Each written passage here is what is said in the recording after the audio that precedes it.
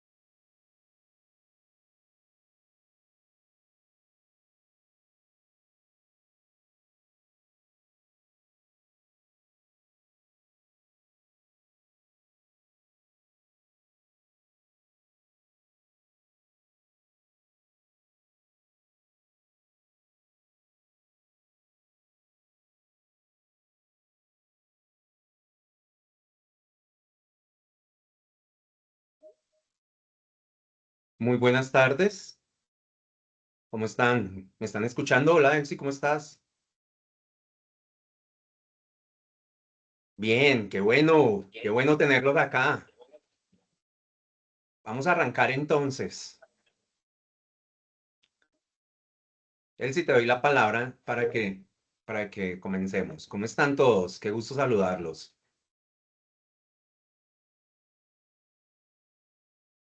Ya los extrañaba.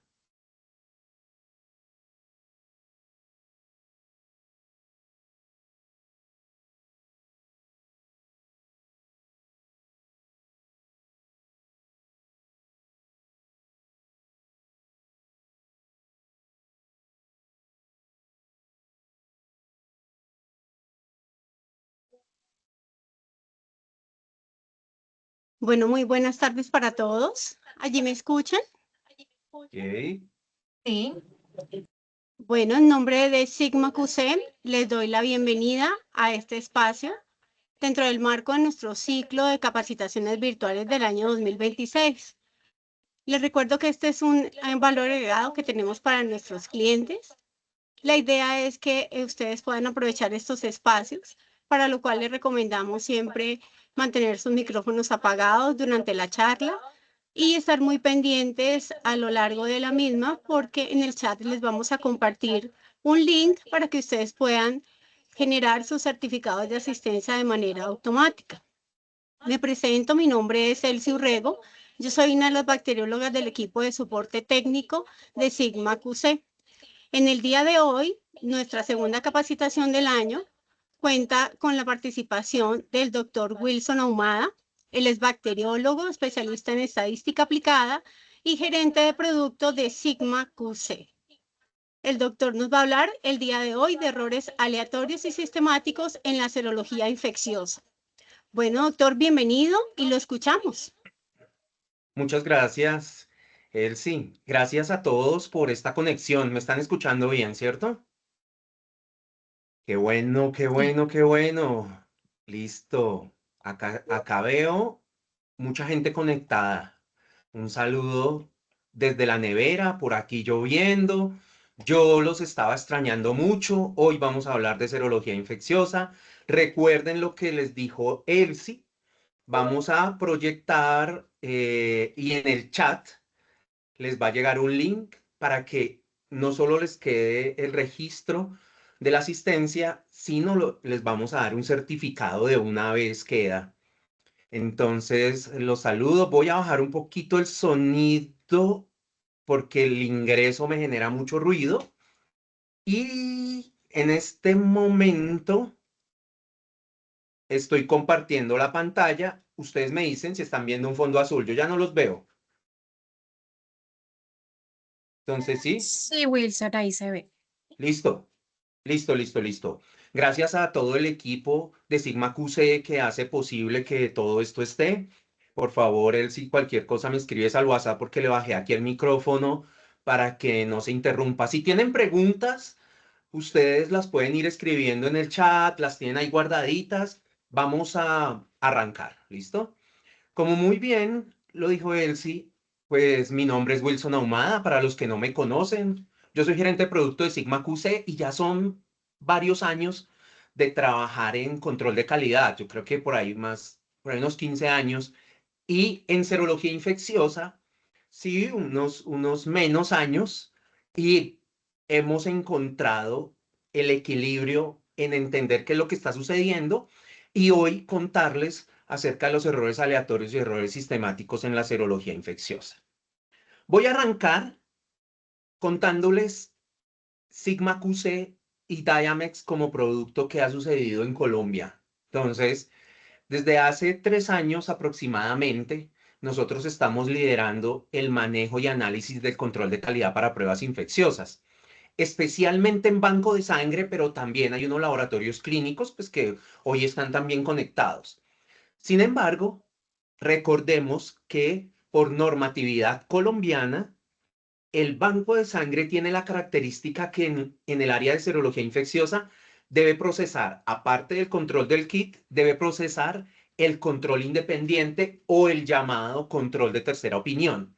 Entonces es por eso que ahí es donde más nos estamos moviendo. Sin embargo, varios laboratorios clínicos, pues no los voy a nombrar, pero laboratorios clínicos muy importantes aquí en Colombia también están trabajando con esta metodología. Hoy ya son 65 bancos de sangre de los 82 que a nivel nacional están y confían en nuestra estrategia de seguridad. Entonces les quiero contar un poquito de cómo Sigma QC llega a aportar. Nosotros somos una empresa que se acredita en la ISO 17043 e implementa un sistema de controles, pero aparte de eso, se apoya fielmente en el proveedor para que nos oriente qué está sucediendo con la calidad analítica. En este caso, para la serología infecciosa, es importante que tengamos presente al NRL. El NRL, Laboratorio Nacional de Referencia, es de origen australiano, sin embargo, está trabajando a nivel mundial. Trabaja en más de 80 países, trabaja en más de 2.500 laboratorios y bancos de sangre a nivel mundial y ellos son pioneros en identificar cuál es la mejor manera para identificar los errores, tanto aleatorios como sistemáticos, a lo que queremos llegar. Como están cumpliendo pues más de 40 años en esta labor, pues ellos trabajan, por ejemplo, con la OMS desde el año 85. Eh, Ellos principalmente se han dedicado a abarcar los conceptos y actualizarnos en calidad analítica para serología infecciosa. Miren que es diferente, pues la mayoría de los que están conectados pues trabajan con nosotros, pero sin embargo recordarles que es diferente el NRL a Diamex o Diamex, como algunos lo llaman. Diamex es el fabricante del material de control. Cambio el NRL es un instituto que sin ánimo de lucro promueve e investiga desde hace muchos años la calidad en las pruebas serológicas infecciosas. El NRL está liderado por Filipa. De pronto, para los que no están tan familiarizados con ellos, a Colombia ha viajado el doctor Wayne y el doctor Joe en varias ocasiones, los hemos tenido en los congresos, en eventos, en visitas, y ellos promueven y bajo criterios científicos totalmente validados y estudios con gran peso, ahí sí aplica el tema de que no es realmente solo darle una lógica a la prueba infecciosa, sino ellos han realizado múltiples estudios donde han logrado comprobar lo siguiente, que la prueba infecciosa pues se comporta de una manera muy diferente a lo que estamos acostumbrados en otras áreas, como ver la química clínica. Ellos han descrito con gran claridad cuáles han sido los paradigmas que se han creado a lo largo de los años. Entonces, tienen muchas charlas y capacitaciones donde en su mayoría dicen, vamos a romper esos paradigmas. Hoy lo estamos haciendo, lo estamos logrando y cada vez nos enfocamos mejor en el diseño de una prueba infecciosa. Mirarlas una por una nos tomaría mucho tiempo. Entonces, pues poco a poco nosotros hemos ido abarcando temas. Hoy, para hablar de errores aleatorios y errores sistemáticos en la serología infecciosa, me voy a enfocar en estos tres. Primero, ¿qué estamos midiendo cuando vemos un control de calidad? Por ejemplo, un control de calidad positivo para HIV o anticuerpos anti-HIV que me esté marcando en señales 3.5, por ejemplo. ¿Qué me está midiendo? Normalmente, o el paradigma que se había creado era que se estaba midiendo el analito, o en este caso los anticuerpos. Acá se está midiendo la presencia o ausencia del anticuerpo sobre la reacción biológica, más no la cantidad. O sea, que otro tema que voy a tocar clave hoy es que definitivamente la prueba serológica infecciosa es una prueba de tipo cualitativa, que como la realiza un sistema analítico tan robusto como las máquinas que nosotros tenemos, pues me arroja un valor, ya sea de positivo, bueno, llamémoslo reactivo, como debería ser, nos arroja un valor de reactividad y nos arroja un valor cuando es no reactivo. O sea que es una prueba con un punto de corte. No me cuantifica. Recordemos que la palabra cuantitativo, que es a lo que quiero llegar, viene de cuantificar, contar. Él no me cuantifica la cantidad de anticuerpos. Entonces, para ir redondeando este concepto, tenemos un control negativo y un control positivo, ¿sí o no? El control negativo no contiene los anticuerpos. Entonces, lo que nosotros vemos 0.001 no es que tengamos un poquito de HIV, un poquito de anticuerpos, no. Está por debajo del punto de corte, entonces no lo tiene. O sea que ahí ya demuestra que es cualitativo. ¿Y qué pasa con el control positivo? El control positivo, que es el que le estamos prestando también mucha atención porque pues es también muy importante, nos arroja valores por encima del punto de corte, pero no me cuantifica la cantidad de anticuerpos. Eso es clave.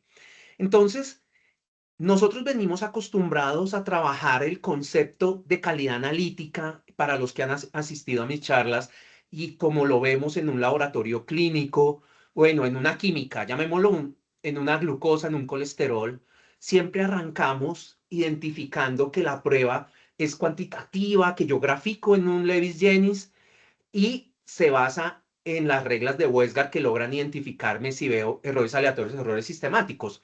Acá debemos partir de lo siguiente.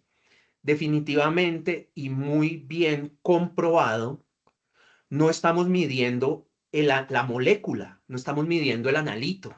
Cuando nosotros estamos hablando de un colesterol de 150 miligramos sobre decilitro, esa es la cantidad de colesterol que tenemos. Acá no. Acá estamos midiendo definitivamente una función biológica que es la reacción antígeno-anticuerpo. Esto ha tomado tiempo que lo vayamos adaptando, que lo vayamos pues interiorizando. Suena lógico, siempre ha pasado. Sin embargo, cuando arranquemos a ver las gráficas del control de calidad, pues como que ahí empezamos a sufrir un poco, ¿vale?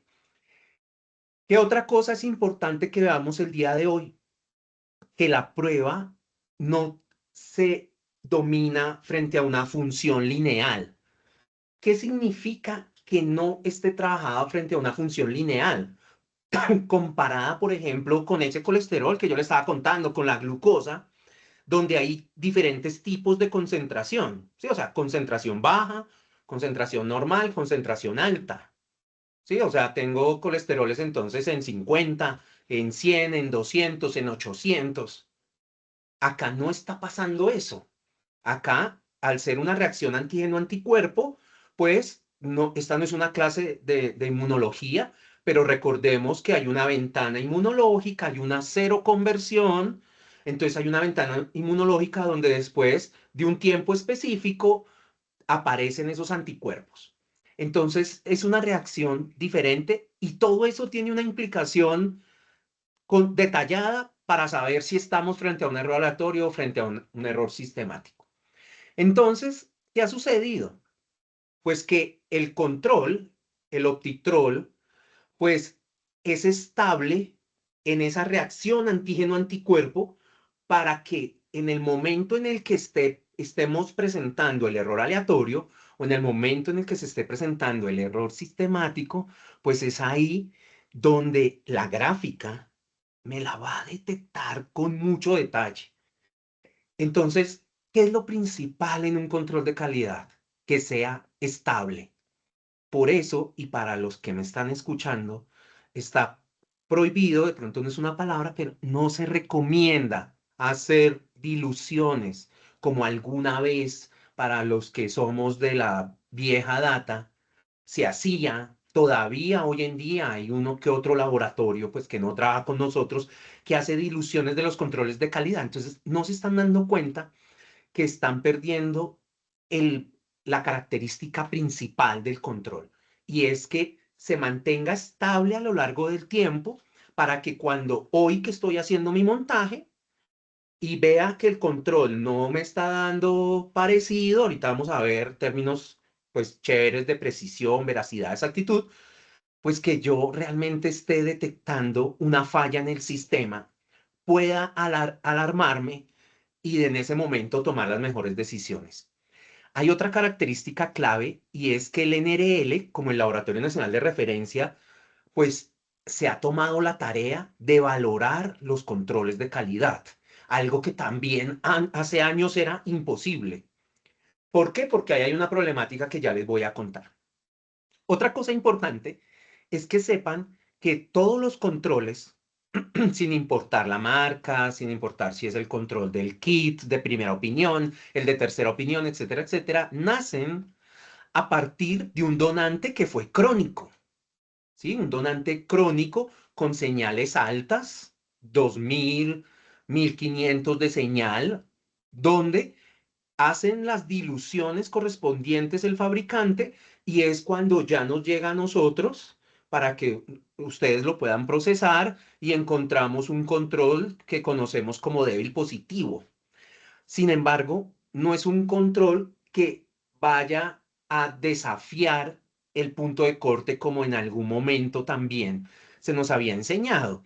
Es un control que debe estar bajo, sí debe estar bajo, sobre todo para identificar, pues acá cercano al punto de corte, qué está pasando con la prueba, pero los pacientes en cero conversión, los donantes en este caso, dependiendo de dónde esté hablando, las muestras que estén en un proceso de cero conversión, no se van a comportar de todas maneras idéntico a cómo se comporta el control de calidad. Ese es otro paradigma que poco a poco hemos ido pues mejorando. Acá hay mucha tela por cortar, ¿sí? Acá hay mucha tela por cortar, esto cada vez avanza más, pero esta gráfica en la parte de abajo izquierda, si están viendo mi cursor, muestra lo que ustedes ya saben, que esto es una prueba cualitativa que su principal característica es que lo separa un cutoff, donde por debajo es que no hay presencia de anticuerpos y por encima sí hay presencia de anticuerpos. Entonces, pues cuando el fabricante diseña y optimiza el control, pues él busca la mejor reactividad sin perder esa estabilidad. ¿Cómo lo hace? Entonces recordemos lo siguiente. El NRL y acá en Colombia hemos logrado innovar en la serología infecciosa, algo que era muy difícil hace unos años. ¿Cómo? Con un software específico desarrollado para pruebas infecciosas. Ese tema de tener un software que me funcionaba para el laboratorio clínico, o sea, para la glucosa, para la hematología, la hormona, y haberlo implementado en una prueba como anticuerpos anti-HIV, hepatitis B, antiendosuperficie, etcétera, etcétera, pues ha generado mucho ruido de no entender qué pasa con la prueba infecciosa. Y entonces, asimismo, cuando veamos errores aleatorios, errores sistemáticos, pues vamos a tomar unas medidas que no son las correctas. ¿Cuáles? Repetir, repetir, volver y repetir, volver y calibrar y no estar seguros de lo que está sucediendo. Bueno, entonces, tener un software diseñado por expertos en serología infecciosa, como lo son ellos, hace que realmente sí podamos tomar las mejores decisiones en tiempo real, algo importante también. Todas las decisiones en el laboratorio y en el banco de sangre se deben tomar en tiempo real. Entonces, también nosotros y aprovecho que está todo el equipo de Sigma, como Elsie y demás, que ustedes la conocieron hoy, ya hemos ido mejorando esa asesoría que dictábamos, esa asesoría de desempeño. ¿Por qué hemos ido mejorando? Porque gracias a estas capacitaciones, nosotros hemos hecho que en tiempo real el laboratorio del banco tome las decisiones y no espere a que el 5 de cada mes se conecta la doctora tal, el doctor Wilson para ver si voy bien. No, ese dicho de que necesitamos de otra persona para que valide lo que yo estoy haciendo, ya eso también pasó a la historia. ¿Por qué pasó a la historia? Por seguridad. Recordemos que todo el concepto parte de seguridad del paciente, seguridad del donante receptor, todo es seguridad y gestión del riesgo. Entonces, yo no me puedo esperar ni siquiera un día. Es que no estamos hablando que si ya puedo esperar un mes, 2 meses, no, una semana, no. Estas unidades, si son para transfundir, eso ya al otro día ya están procesando. Ese es el objetivo de la seguridad en todo el banco de sangre. Entonces, nosotros debemos tener la capacidad de demostrarnos a nosotros mismos que las cosas están funcionando bien. Algo novedoso es cómo el NRL ha valorado los controles de calidad. Eso lo vamos a ver ahorita más adelante. Definitivamente, y dicho por todos ustedes también, hay una reducción en la tasa de falsos rechazos que eso ha mejorado mucho. Hemos vuelto a confiar en el sistema analítico, hemos vuelto a confiar en lo que está pasando. Gracias al análisis de tendencia, gracias al interlaboratorio en tiempo real, por lote de reactivo y lote de calibrador, eso no pasaba tampoco. Nadie nombraba el lote de reactivo en las pruebas, sabiendo que es el punto más crítico. Interlaboratorio en tiempo real también del control del kit, o sea, el control de primera opinión en negativo y positivo. Eso es algo que no se había visto. Y bueno, una serie de capacitaciones. Para los que están conectados y trabajan con nuestros controles, quiero que sepan que los controles deben ser optimizados o customizados, como se le dice, dependiendo de la plataforma analítica con la que usted cuente. Dynamics Optitrol le ha puesto colores para su mejor referencia, ya sea blue para esta tecnología, yellow para esta tecnología, red para esta tecnología, green, orange, etcétera, etcétera. ¿Por qué debe customizar o optimizar el control? Porque cuando empiezan a hacer las diluciones para llegar a esos niveles de señal bajo, dependiendo de la sensibilidad y la formulación de cada reactivo, pues las señales pueden variar. Recordemos que esto en su mayoría son multimarcadores donde se debe guardar un equilibrio. Entonces, pues ahí entre otras cositas, siguiendo y avanzando en la capacitación para no perder la costumbre, necesitamos entender los tres conceptos: exactitud, precisión y veracidad. En una prueba infecciosa, ¿qué está sucediendo? La exactitud es a lo que queremos llegar en los resultados. Todos los resultados de las muestras deben ser exactos. El tema es que la exactitud, como su definición desde la CLC y la C24 nos dice, que es la concordancia o la distancia, ¿sí? La diferencia que hay entre el resultado de una medición, o sea, cuando ya pasamos la muestra, frente al valor verdadero. Pues resulta que no tenemos el valor verdadero. Claro, no tenemos el valor verdadero porque son muestras ciegas. Entonces el diseño analítico está en que debemos ver en tiempo real la precisión y la veracidad con los controles de calidad. ¿Por qué? Porque el concepto de exactitud comprende la veracidad y la precisión. Dentro de la exactitud está la veracidad y está la precisión. Es algo que poco a poco también lo vamos a ir materializando con las gráficas de entenderlo mejor. O sea que al final, ¿qué necesitamos? Que los resultados sean exactos, pero la exactitud no va a llegar sola. O sea, no se puede medir directamente, se calcula. ¿Se calcula a través de qué? A través del control de calidad interno. El control de calidad interno va a evaluar la precisión, que ser preciso significa no tener errores aleatorios. Va a identificar la veracidad, que ser veraz significa no tener errores sistemáticos en tiempo real. Hoy, antes de procesar las muestras, debo pasar el control, lo que ustedes hacen siempre. Debo pasar todos los controles. Debo pasar el control negativo, el control positivo del kit, del fabricante. Debo pasar el control de tercera opinión. Todos los controles que tengamos los debo pasar y tomar las mejores decisiones. Recordemos, la precisión, o mejor dicho, la imprecisión, porque generalmente se habla en el término negativo, la imprecisión es la dispersión que vemos en los resultados. Me va que saber qué tan preciso soy lo vamos a identificar mediante un coeficiente de variación o con las gráficas de Lewis-Jennings, como lo vamos a ver. Y en cambio, cuando estamos hablando de la veracidad, significa la diferencia o la distancia que hay entre la media. Es importante tener claro que este es el promedio, la media de sus repeticiones comparado contra un valor de referencia.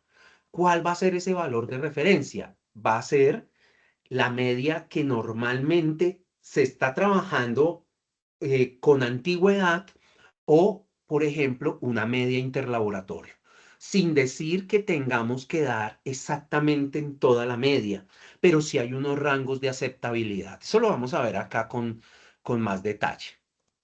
Entonces, bien, hay una problemática, casualmente hoy en la mañana estaba hablando, lo más seguro es que las doctoras estén conectadas el día de hoy, donde yo les mandé este sticker diciendo, bueno, que nos estamos enloqueciendo, qué es lo que está pasando, nos daba risa.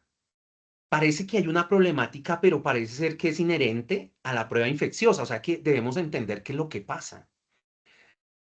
Cuando nosotros estamos graficando el control de calidad, definitivamente va a depender su desempeño, que es esta señal que me arroja dependiendo del fabricante, en este caso 2.8, ya sea índice o señal de positividad, ya sea sample sobre cutoff o COI, como me aparecen otros. Pero veamos qué sucede acá en esta gráfica, que nos podría estar enloqueciendo. Yo tengo una media de 2.8, pero cambio el lote de reactivo. Recordemos que nuestro software es especialista en identificarme el lote de reactivo. Lo más importante es eso, en una serología infecciosa. Cambia así de color, miren acá. Este color, que no sé ustedes allá si lo ven como café, como yo, 2.8 cambió al lote azul y parece que sube un poco, pero cuando cambia al lote rojo, que todos los lotes se calibran, ¿no? Recuerden que esa es una característica importante, porque es clave que calibremos cada lote de reactivo, porque los calibradores son materiales de referencia que nos van a trazar para ese reactivo un punto de corte que al final, para los que somos de la vieja escuela y hablábamos de lisas, acuérdense que en absorbancias tocaba hacer un cálculo para saber cuánto era el punto de corte. Se llegó la tecnología de quimioluminiscencia y ya nos resolvió que a todos el punto de corte será 1. Pero cuando calibramos las RLUs, unidades relativas de luz, sí cambian.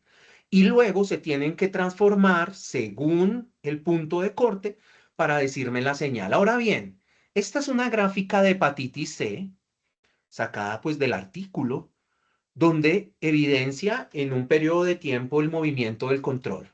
Anticuerpos anti-HCV. Entonces, lo que ha costado trabajo, pero poco a poco lo hemos trabajado, es que 2.8 no representa la cantidad de anticuerpos anti-HB, o sea, no es 2.8 anticuerpos de hepatitis C. Y acá cuando se sube el control, se sube a 3.4 anticuerpos. Imagínense la misma muestra. Y luego se baja a este lote amarillo de reactivo y se baja a 2.6 anticuerpos. Eso no está pasando en el sistema, sino que cada vez que calibramos el lote, él traza un punto de corte que cuando hace la conversión no necesariamente debe dar en el mismo rango en el que venía. Esto no pasa tan comúnmente, ¿no? Hoy hablando con mis queridos bancos ahí en Valledupar, pues nos dábamos cuenta que esto no es que pase tan continuo, pero si el control se mantiene estable en el cambio de lote, básicamente pues es una coincidencia, pero no es una ley de medición. O sea que cuando existe esta problemática, pues es cuando más sufrimos en la serología infecciosa, ¿sí o no? Entonces vamos a entender cómo vamos a mejorarla, cómo vamos a hacer los análisis y demás. Bueno. Yo hablo mucho, entonces, espera, miramos cuánto llevo de tiempo.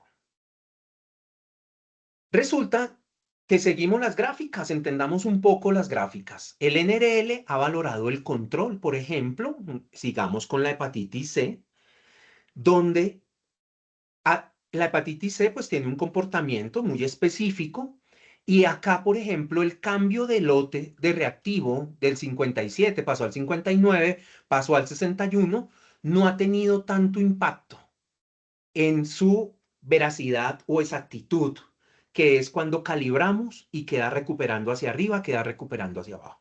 O sea que, ¿qué debemos identificar en la gráfica? Debemos identificar que los errores aleatorios, la variación aleatoria no está impactando sobre los resultados. ¿Cómo lo hacemos? Trazando la media. Dos, este caso, ya para los que me conocen, trabajamos a 2 y a 3 desviaciones estándar. Ya no hablamos de una desviación.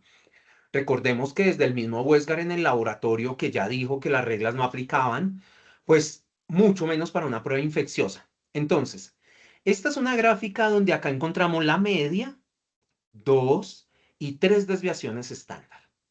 Entonces, pensemos, por un momento, pensemos en la precisión. Necesitamos identificar que somos precisos.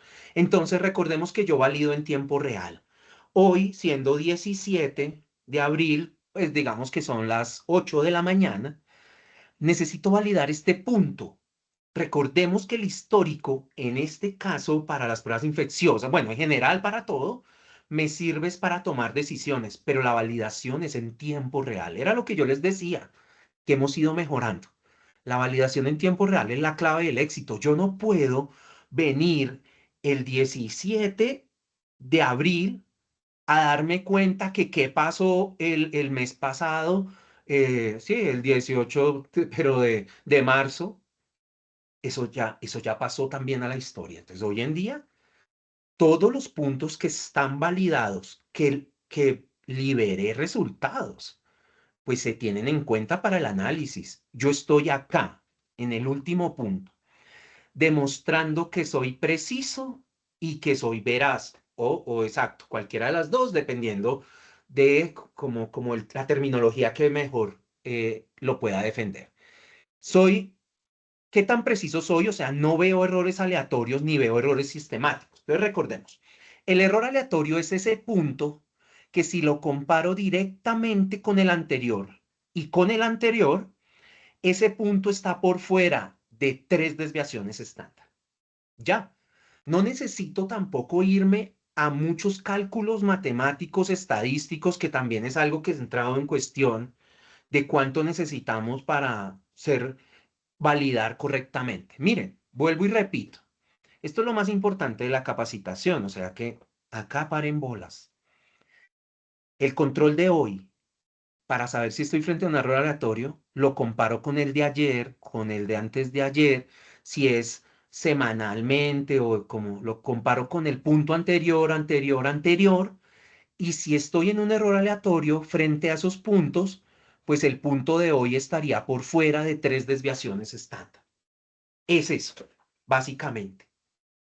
Acá no lo está. Entonces, no estamos frente a un error aleatorio aquí. Yo ya estoy evaluando la precisión. Luego, al mismo tiempo, voy a evaluar que no esté frente a errores sistemáticos. El error sistemático es importante evaluarlo cuando yo logro tener un interlaboratorio. El interlaboratorio y por lote de reactivo, como lo tiene el QConnect y el NRL, va a lograr identificarme que estemos cumpliendo. Entonces, miren esta gráfica. Ya cambié. Miren cómo cambió la gráfica. Si ustedes parpadearon, perdieron. Entonces, mire, primero selecciono la media propia para ver mi precisión. Pero recordemos que la exactitud o la veracidad va a depender de cuándo calibré y dónde se arrojó. Entonces, la señal dónde está recuperando. Entonces, ahí yo cambio la gráfica a una gráfica que se llama interlaboratorio, pero es muy parecida. Esta gráfica interlaboratorio viene a cuestionar dos situaciones. Una, que si nosotros vemos en la parte de arriba y en la parte de abajo, parecen desviaciones estándar, pero es el límite inferior y límite superior del fabricante. El Q-Corner rango es el rango que nos da el NRL para hepatitis C de que a ellos, o sea, en el momento en el que ellos dicen, venga, yo necesito valorar el control con un histórico de datos para identificar su movimiento, ellos nos dicen, espere un momento, si ya hemos identificado que la prueba infecciosa depende básicamente de la calibración en el cambio de lote, pues si yo coloco muchos lotes, unos irán a calibrar algunos lotes de reactivo o antiguos, van a calibrar arriba, otros van a calibrar más centrado y otros van a calibrar más abajo. Ahí logran trazar límite inferior y límite superior para que en el momento en el que se calibra este lote, no sé si alcanzan a ver, se los voy a leer, el 61277, en el momento en el que se calibra, pues que esté cumpliendo con los límites en RL y esté cumpliendo con el rango interlaboratorio. No estamos buscando dar en la media. No estamos buscando aquí dar en la media. Estamos buscando. ¿Por qué no estamos buscando que den la media? Porque el interlaboratorio significa que me está comparando con otros equipos, con otros bancos o otros laboratorios que tienen el mismo equipo, que tienen el mismo control y tienen los mismos lotes de reactivo, el 57, el 59, el 61 en este caso. Entonces, puede ser que la incertidumbre específica del contra quien me esté comparando haga que la recuperación sea diferente en unos y en otros. Eso significa que yo puedo estar dando en todo este margen y darme cuenta que el problema al final, si es que queremos llamarlo problema, darnos cuenta que si estamos presentando una tendencia, sea una tendencia caracterizada por el lote de reactivo o la calibración, y no sea una falla del sistema hoy en tiempo real. Esto lo podemos ver en tiempo real acá, no necesariamente hoy siendo 17. ¿Listo? Acá tengo otro ejemplo donde lo vamos a entender mucho mejor. Miren esto. La prueba HTLV, anticuerpos anti-HTLV. Entonces vuelvo y les repito. Es un sistema cualitativo que él no me está diciendo que esta muestra tiene 1.75 anticuerpos anti-HTLV. Y si se subiera a 240, se le subieron los anticuerpos o se le bajan los anticuerpos. Entonces recuerden que no funciona de esa manera. Sin embargo, sí es obligatorio ver la estabilidad del control para que cuando yo trace la media, 2 y 3 desviaciones estándar, me identifique cuando estoy frente a un error aleatorio. Entonces, el software también tiene una característica especial y es que el software automáticamente va a identificar si tenemos o no tenemos el error aleatorio o en algún caso el error sistemático. Entonces, vuelvo y repito la precisión. Para saber si somos precisos es encontrar que el punto del día comparado con los anteriores no está por fuera de 3 desviaciones estándar, ¿cierto? Pero, ¿qué pasaría si en mi sistema analítico el día de hoy encuentro que mi punto de hoy está por fuera de 3 o por fuera de 2 o hay un cambio marcado comparado con los datos anteriores? Si esto hubiese pasado antes con los anteriores proveedores, hubiese sido muy difícil poder llegar a la causa. Acá es mucho más fácil, sin embargo, pues como lo veíamos también esta mañana, sin embargo, pues queda abierto el tema de que no logramos estar satisfechos porque cambió la señal. Entonces, miren, yo vengo una señal en 1.8 bajo el lote 57 anti-HTLV. Y hoy, menos mal que el software tiene así colores, me cambia el icono, me traza una línea, cambió del lote 57, cambió al lote 60. Y ahora se subió la señal.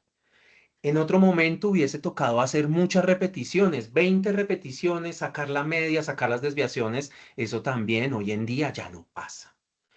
¿Qué necesitamos? Aplicar el concepto de error aleatorio y aplicar el concepto de error sistemático. Aplicar el protocolo. Ustedes tienen unos POEs, ¿cierto? ¿Qué dice el protocolo? Díganme si los POEs, así sea la versión vieja o la versión de hoy, dice que si el punto está por fuera de 3 desviaciones estándar comparado con los anteriores, pues se tipifica como si fuese un error aleatorio, la acción a seguir que es en los errores aleatorios. Ustedes que ya, mejor dicho, están en la jugada. Recuerdan que es repetir el control, o sea, vuelva, saque, vuelva y mézclelo y vuelva y lo pase. En ese momento, cuando yo repito el control, si parpadearon, ya repetí el control. Mire, tengo 2 puntos. En ese momento, nos damos cuenta que él está reproduciendo bajo la misma señal del anterior. Pero miren que las líneas de 2 y 3 desviaciones estándar no son unas líneas para catalogar si aceptamos o rechazamos el dato, si aceptamos o rechazamos el punto. Ya eso también ya se ha mejorado. Las líneas son unas líneas guías que nos informan las tendencias en tiempo real. Acá, así haya estado dentro, digamos, esta repetición que está dentro, ay, gracias a eso voy a validar. No, no es gracias a eso. Y este punto, ay, ese punto sí estaba afuera. Por eso me gustó esta gráfica y le tomé la foto para traerla hoy, porque el concepto no va a ese punto. El concepto va a que acá hay un salto inminente. ¿Qué es lo que debemos comprobar? Que si va directamente relacionado al cambio de lote de reactivo y la calibración. Eso es lo que toca garantizar, porque ya vimos que parece ser que en algunos momentos hay unos lotes que vienen con un desempeño de esa forma. Es más, miren este margen de la línea de arriba a la línea de abajo, hay un margen grandote, ¿sí lo ven? Eso significa que el NRL ya detectó que hay unos lotes que se comportan acá, pero no es, venga, me devuelvo un poquito, no es como de pronto algunos lo pueden ver, de que tiene que cumplir con el rango NRL como si esto fuera un rango de precisión, o sea, que un día me da 180, al otro día me da 245 y todos felices porque entró de aquí a aquí. No, este es un rango de veracidad o exactitud de la media cuando yo la calibro y utilizo varios lotes de reactivo, porque esa es la problemática más seria. Como lo veíamos en la primera gráfica, cuando pase el tiempo vamos a ver que esto pues puede ser más complicado. Si nosotros nos damos cuenta, desde este momento el lote 57 se calibró y ahí ya fue recuperando su precisión y quedó recuperando las señales acá en 1.8. O sea que las desviaciones también acá. No puede pasar tampoco que me digan, venga, es que estas desviaciones son muy chiquitas y por eso es que no estoy cumpliendo. Cuando tengo puntos acá, que estas desviaciones son muy chiquitas. No, las desviaciones no son ni chiquitas ni grandes. Primero es una guía que las desviaciones van a estar ligadas a estos puntos. Esta es la media propia, con 2 y 3 desviaciones propia. Si esta usted la ve muy pequeña, significa que usted tiene poca variación. Entonces, ¿cómo así que yo llevo un buen tiempo con poca variación y hoy sí se está saliendo? Eso es por algo. O sea, el sistema debe funcionar como una herramienta de seguridad y de alarma. Mira, acá está funcionando perfecto. Él me está alarmando. Debo seguir el protocolo. Repita la muestra y en el momento en el que repite la muestra, sigue recuperando ahí. Era donde iba. Entonces, como recupero ahí arriba, ya no estoy en 1.8, sino estoy en 1.95 de señales. Acá no pensemos que fue que se nos subieron los anticuerpos, pero sin embargo la señal sí se está subiendo y debe tener una causa. ¿Cuál es la causa, la posible causa? El cambio de lote de reactivo y su calibración, a menos que confirmemos que aquí cuando calibramos, que fue hoy mismo, porque recuerden que esa es una ley universal, esa es una ley. Cambio de lote, calibro, ¿no? Cambio de lote de reactivo, calibro. O sea que hoy calibramos. Entonces, si yo estoy recuperando acá, ¿qué tendríamos que hacer? Primero, ya vimos que no es un error aleatorio, pero sí se está volviendo un error sistemático. Pero ¿hasta dónde lo vamos a tipificar como error sistemático? Hasta donde nosotros identifiquemos que hay una falla en el sistema. ¿Cómo vamos a identificar si hay o no hay falla en el error sistemático? Ya cambiemos el concepto del error aleatorio porque ya lo vimos, ahora concentremos en el error sistemático. Asociado a la calibración, las calibraciones tienen unas RLUs. Las RLUs van a compararse con las RLUs anteriores. Vamos a identificar si desde la RLUs es como lo equivalente a la absorbancia, es unidades relativas de luz que emite el equipo, ¿sí? El fotomultiplicador, donde me va a decir luego de transformarlas, me las va a transformar en esto que se conoce como índice de reactividad, ¿cierto? Ahora bien, si las RLUs cambiaron con respecto a las anteriores, ya es el primer indicio de decir hay un cambio en el sistema. Ahora necesitamos analizarlo con otros laboratorios o con otros bancos de sangre.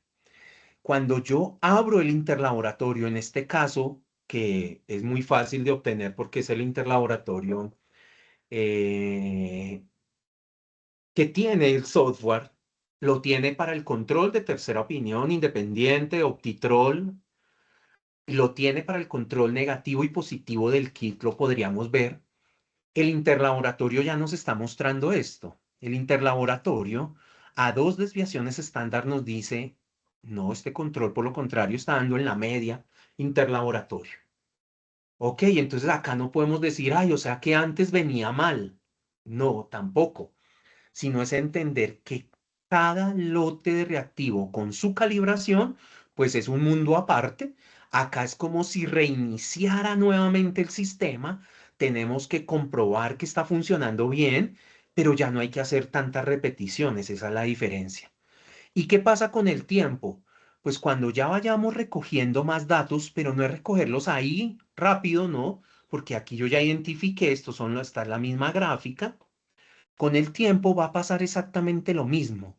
Voy a empezar a ver acá, es como si fuese una nueva media. Acá hay una media, el lote azul, y el lote rojo tiene otra media.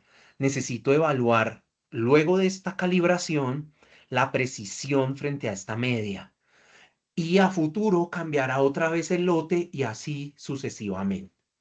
Entonces es algo a lo que nosotros decimos hace parte de la naturaleza de la prueba infecciosa, pero no debemos aceptar todo lo que se nos diga, hay que aplicar todos los protocolos. El software y toda la estrategia de seguridad es de mucho análisis. Acá en esta capacitación y en esta charla, pues me he concentrado en el control débil positivo independiente, ¿cierto? El Diamex, Optitrol. Pero esto mismo pasa para el control negativo y positivo. Y todos deben estar marcando esto mismo para analizar en conjunto, ¿vale? Entonces vamos concluyendo, siendo las 5:00, vamos a concluir. Conclusión frente al impacto y qué pasa en errores aleatorios sistemáticos. Que definitivamente, así nos cueste creerlo, el lote reactivo es la variable clave y más importante en este momento. Por eso el interlaboratorio gana mucho peso y de una forma en tiempo real. Estos softwares son web, entonces tampoco no, hace años tocaba esperar a que el proveedor me mandara al interlaboratorio para ver, ay, pero estaba asociado al lote de control y dele al lote de control. No, acá ni siquiera el lote de control. Acá estamos es verificando el lote de reactivo.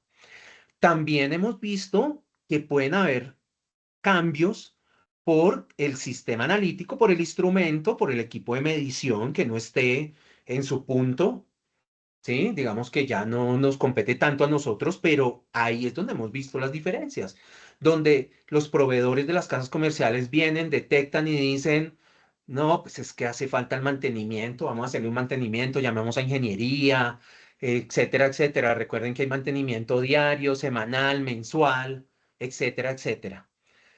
Definitivamente la calibración, ya sea porque el calibrador sea otro lote o si hace parte del kit, algo esté pasando con los calibradores, también tienen una estabilidad, los calibradores también tienen un lote que debemos seguir. Y bueno, el operador, pues es clave que tenga estandarizados los procesos.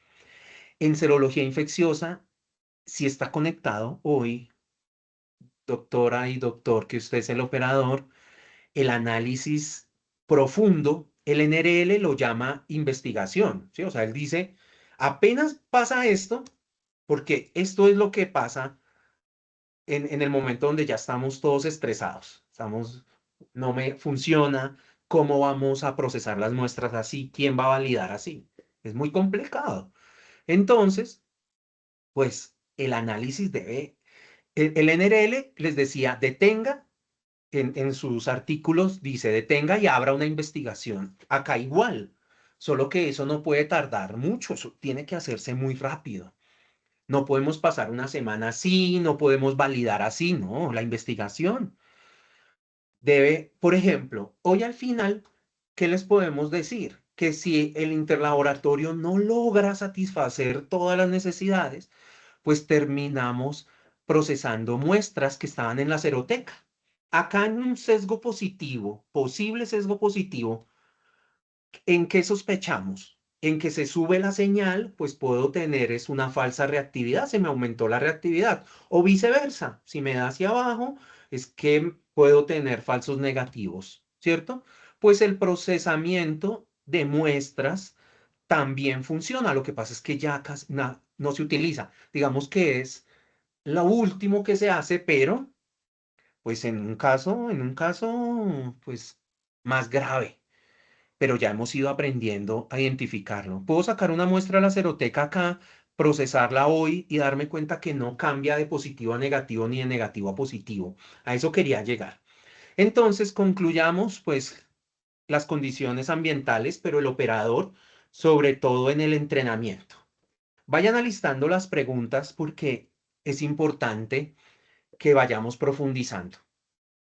Queremos también, pues, hacer este ciclo de capacitaciones donde hoy abordamos este tema, pero muy seguramente, pues, vendrá charla 2, charla 3, donde podamos profundizar, podamos detenernos en otros puntos, pero para validar hoy, así como lo vimos en la gráfica, entendamos el error aleatorio, entendamos el error sistemático y sigamos los protocolos.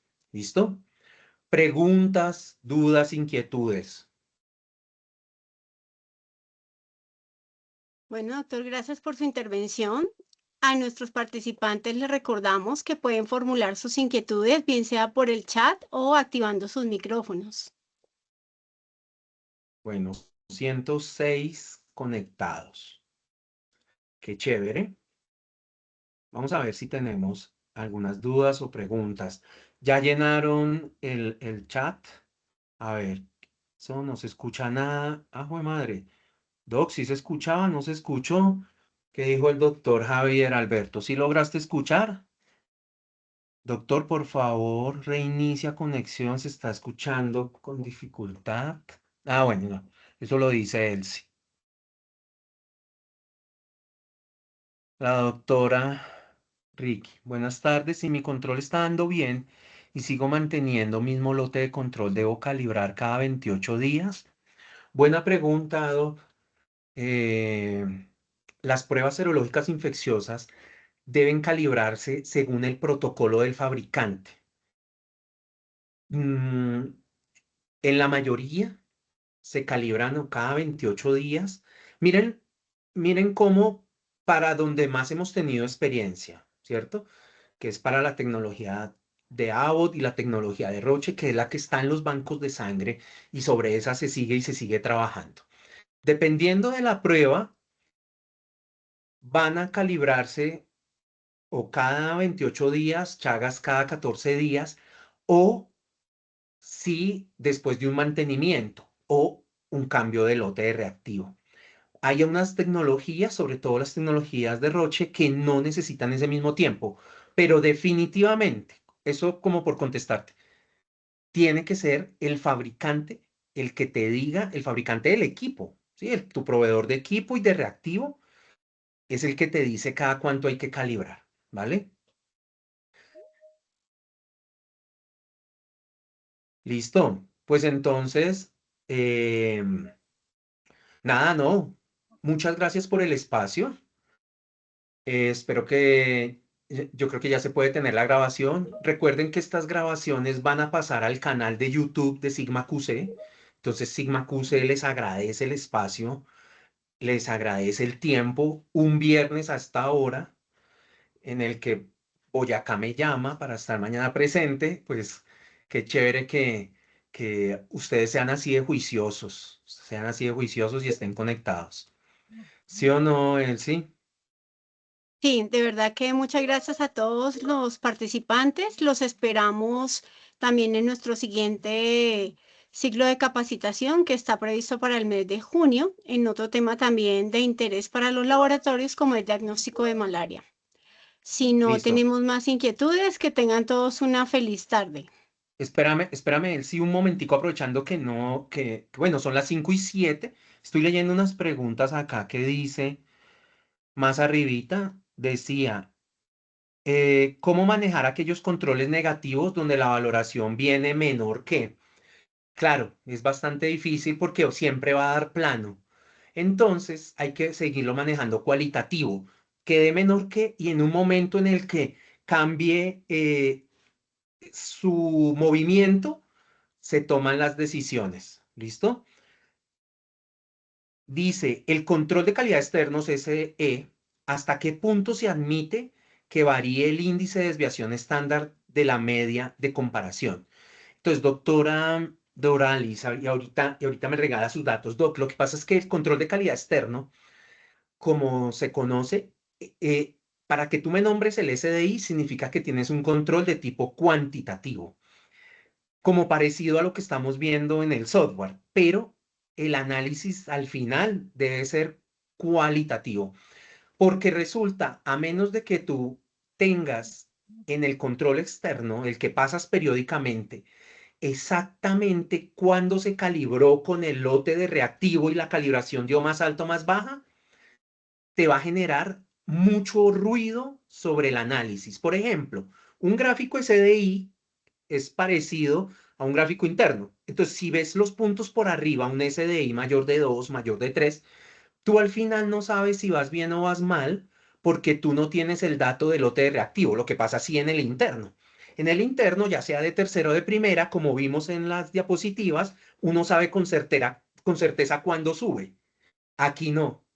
Tú ahí te va a generar ruido, ruido, ruido y no vas a saber qué está sucediendo. La mejor recomendación es que tú te pases al control interno, o sea, después de ese análisis y casi que, Doc, perdón la palabra, pero ignorar lo que esté sucediendo con el SDI porque es que estás mal enfocado el concepto, que es lo que hoy aprendimos.